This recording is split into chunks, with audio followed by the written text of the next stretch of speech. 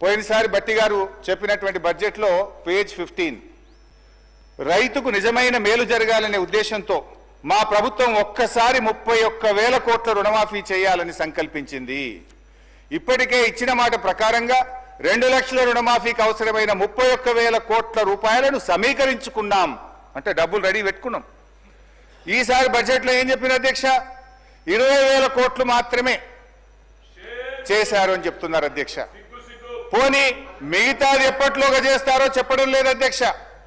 ఇంకా ఆ ఉపన్యాసంలో బట్టి గారు ఎంత దూరం పోయి మమ్మల్ని విమర్శించిందంటే అధ్యక్ష, సిగ్గుచేట అధ్యక్ష. చేతగానమ్మకు మాటలు ఎక్కువ అన్నట్లు రుణమాఫీలో పూర్తిగా విఫలమైన గత ప్రభుత్వ నాయకులు మా చిత్తశుద్ధిని శంకిస్తూ ప్రజలను తప్పుదోవ పట్టించేందుకు శతవిధాలా ప్రయత్నం చేస్తున్నాం.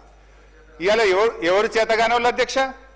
ఇవాళ చేతగానోళ్ళు ఎవరు, మాట తప్పినోళ్ళు ఎవరు, చిత్తశుద్ధి లేని వాళ్ళు ఎవరో ఈ శాసనసభ సాక్షిగా ఈ రాష్ట్ర ప్రజలందరికీ అర్థమైంది కదా అధ్యక్ష.